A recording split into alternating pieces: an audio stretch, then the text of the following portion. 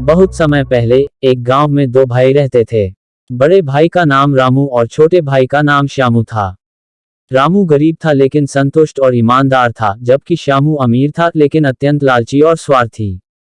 श्यामू हमेशा अधिक से अधिक धन प्राप्त करने की चाह में रहता था और अपने बड़े भाई की सहायता कभी नहीं करता था।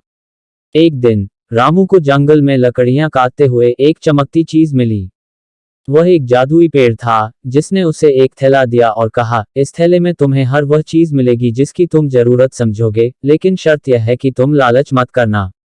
रामू ने थैले का सही तरीके से उपयोग किया और उसमें से केवल जरूरी चीजें ही निकाली। इससे उसका जीवन सुखी और सरल हो गया। जब श्यामू को इस जादुई थैले के बारे में पता चला तो वह ईर्ष्या से जलने लगा और उसने रामू से वह थैला मांगा।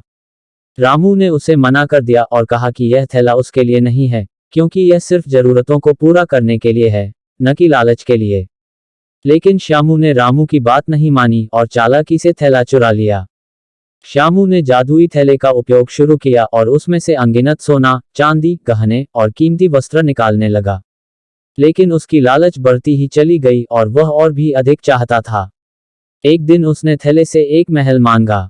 जैसे ही महल आया, वह इतना बड़ा और भारी था कि श्यामू उस महल के नीचे दब गया और उसकी जान चली गई।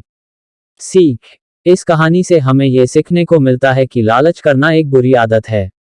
जरूरतें पूरी करना ठीक है, लेकिन जब हम लालच करते हैं तो उसका परिणाम हमेशा दुखद होता है।